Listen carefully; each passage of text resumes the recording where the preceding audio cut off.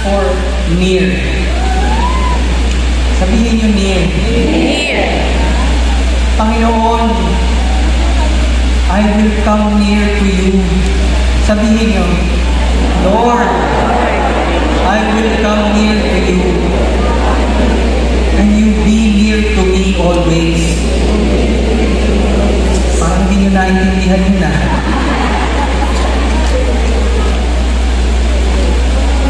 Mga kapatid,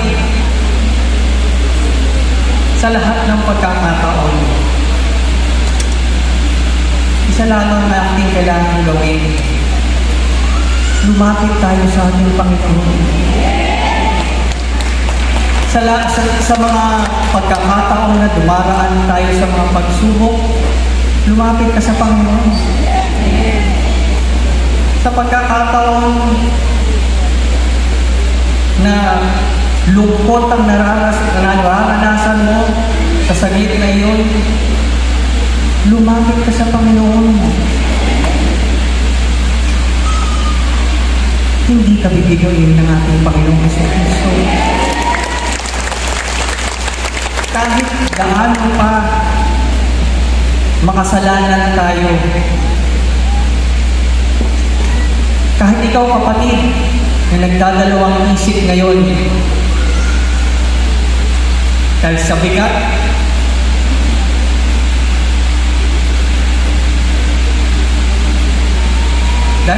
ng iyong nararamdaman dahil ikaw ay naging makasalanan, tatanggapin ka pa rin ng ating Panginoon. Pumarito ka sa mundo para iahon tayo sa ating mga pagkakasala at ibalik tayo sa ating Diyos Amang Yahweh El Shaddai at pagpalain, bigyan ng biyaya, bigyan ng buhay na karapat-dapat. Kaya kapatid, huwag ka na mag-alinlangan. Lumapit ka na sa Panginoon. At siya yun, buhay mo ay babaguhin niya. Hindi mo kailangan mag-alala na ikaw ay nagkasala o nagkakasala. Dahil ang Panginoon ay tutulong sa iyo sa pagbabago.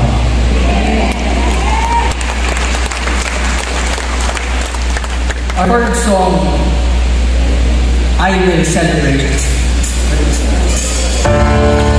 Ayun po tayo na.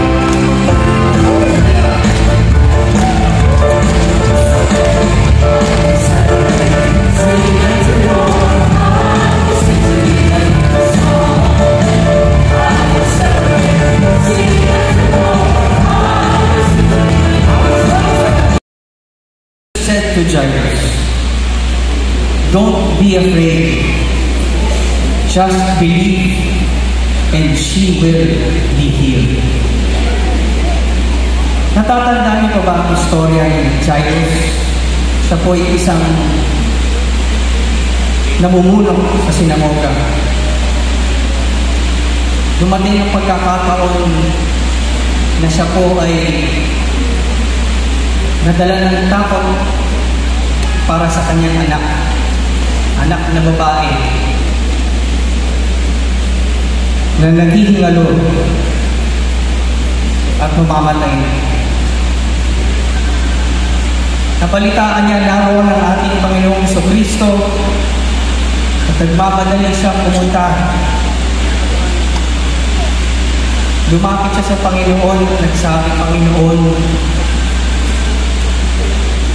puntahan niyo po ang aking anak sa aking bahay at siya po ay mamamatay na. Ngunit, nung pagpunta na nila sa kanilang tahanan, may isang tao galing sa kanila na lumapit at sinabi, huwag niyo na pong istorbohin ng ating Panginoon sapagkat patay na ang inyong anak. nandoon ang ating Panginoon sa kanilang bahay. Sinabi ng Panginoon, huwag kayong matakot.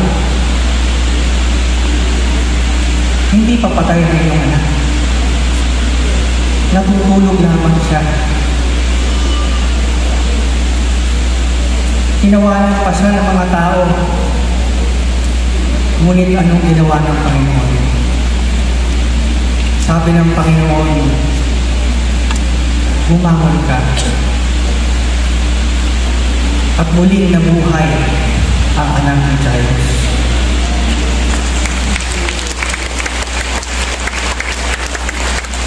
Sabihin niyo, not. Wag. Huwag kayong matatakot. Kahit dumating na sa ating harapan ang maraming pagsubok, huwag kayong matatakot. Dahil kasama natin ang Panginoong Jesucristo sa lahat ng pagkakataon. Hindi tayo iniinuman ni Jesucristo.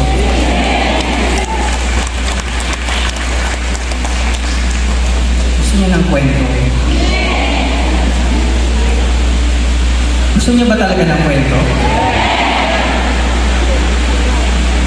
Chismoso talaga na doon. Alam mo po, bibigay ako ng bahagi ng isang inspirasyon ng kalakasan ng loob.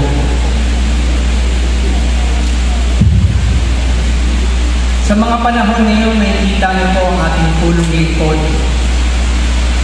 dumadaan sa pagsubok. Ngunit sa lahat ng nakikita niyo sa kanyang paghihirap,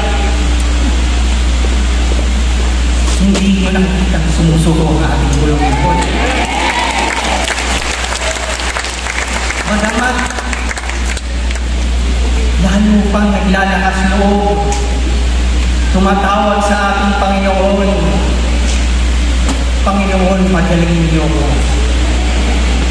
Palakasin niyo ang aking loob.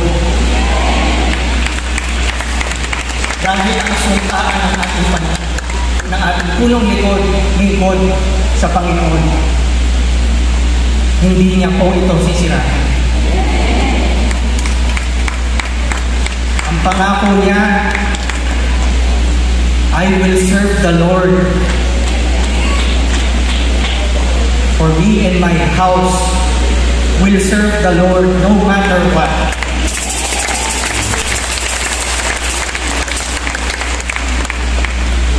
Kaya kahit nakikita niyo minsan nahihirapan ang ating pulong lingkod, nabubulol, buong puso niyang ibinibigay ang lakas niya.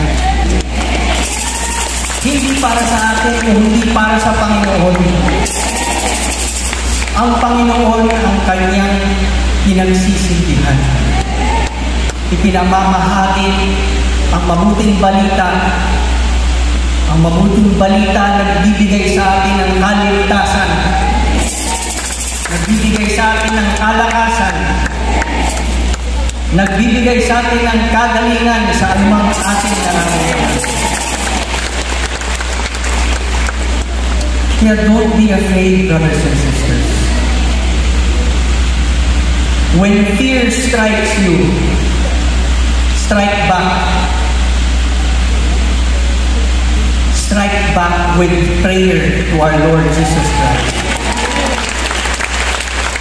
And our Lord will answer you always.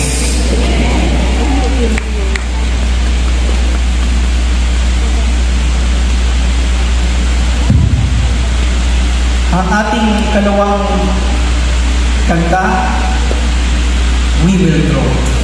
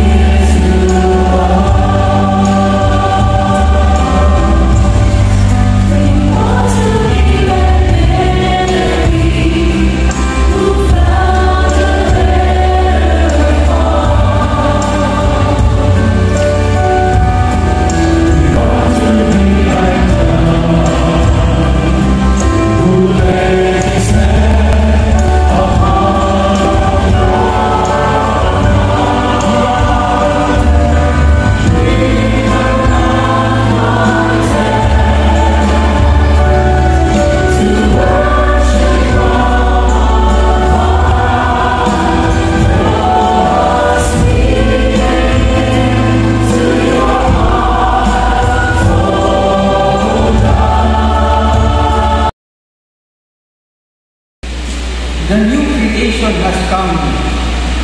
The old has gone. The new is here. The third N stands for new. Mga kapatid, lumapit ka sa Panginoon, tanggapin mo ang ating Panginoon, at ikaw ay siya, binago na. Babaguhin ang Panginoon ang iyong buhay. Babaguhin niya ang lahat ng bagay sa iyo.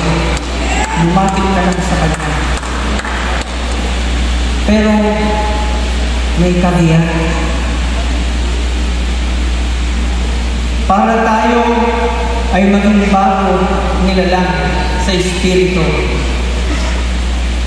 Our old life must die. Narinig niyo? Ang ating buhay na makasalanan, ang ating buhay na punong-puno ng galit, ang ating buhay na punong-puno ng paglalait sa ating kapwa. Pag lumapit ka sa Panginoon, ito ay iyong bibitawan na. At ang tatanggapin mo ay ang buhay ng Panginoon na Kanyang ipinakita dito sa mundo.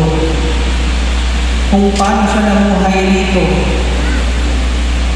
naging matulungin lahat ng tao. Tinutulungan ng ating Panginoon. He was kind. All of the good things Jesus Christ is to this day. And ito mga kapatid, ang dapat natin sinusunod, ang pagbabago ng ating espiritu. With Christ, we renew our spirit.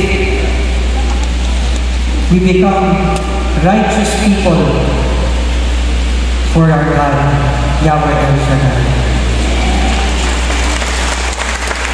And when we have become new, it is always a cause for us to celebrate. Because when we have accepted Christ as our Lord and Savior, siya yun. Hindi na tayo magdadanas ng kahirapan nang wala ang ating Panginoon Jesucristo. Lagi niya tayong sasamahan. Lagi niya tayong tutulungan. Kahit ang mabigat mong kalooban, kapatid, tutunawin ng Panginoon mo. Gusto niyo ba tunawin ng Panginoon ang lahat ng mga problema ninyo? Gusto niyo ba tanggapin ng lahat ng biyaya na ibinibigay ng ating Panginoon? Tumayo kayo. Sumigaw kayo. Help me. Be with me. I will praise you always.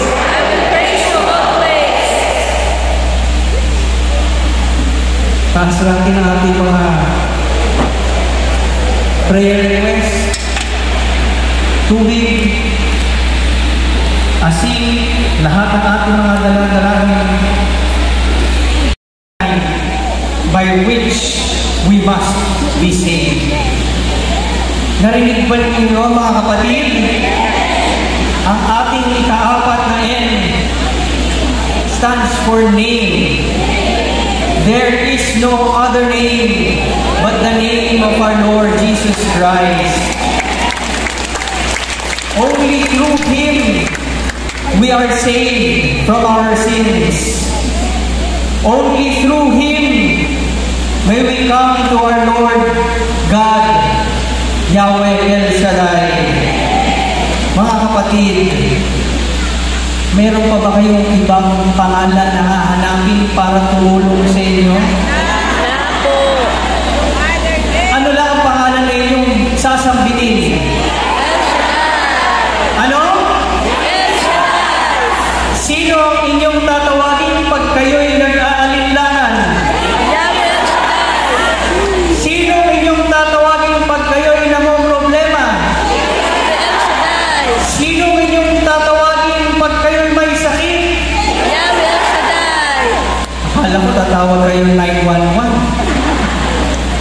Panginoon lamang Jesucristo ang ating kailangan sa ating buhay. At siya yun, lahat ng ating suliranin, lahat ng ating sakit, lahat ng ating nararamdaman,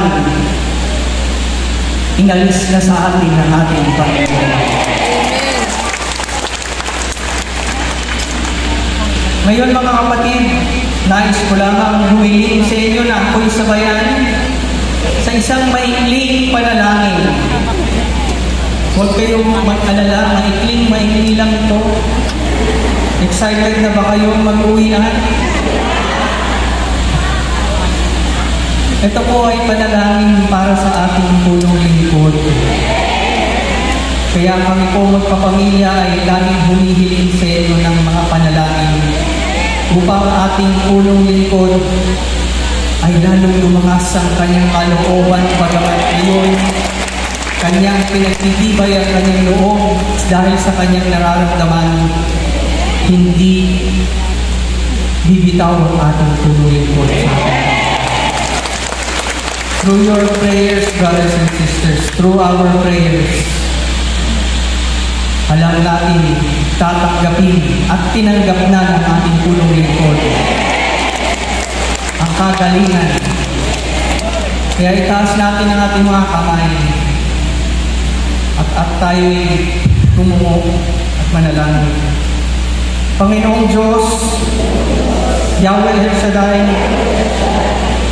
kami po ay dumudulog sa inyo upang at hinihiling namin ang complete healing ng aming minamahal na punong lingkod, ang iyong tapat na servant.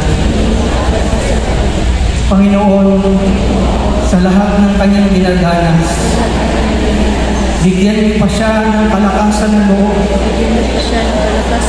Dahil wala na siyang ibang tinatawag kundi ang iyong pangalan. Bigyan siya ng complete healing. Bigyan niyo siya ng karagdagang kalakasan. Bigyan niyo pa siya ng karagdagang kasiyahan. Ito po ang samot dalangin namin sa ngalan ng Jesucristo. Amen.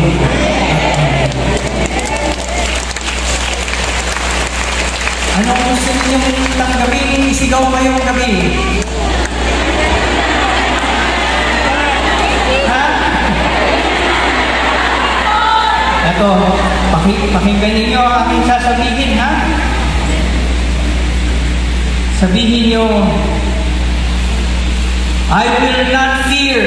I will not fear. For Jesus Christ. For Jesus Christ is my Lord and Savior. My Lord and Savior. I will serve Him. Sabihin niyo,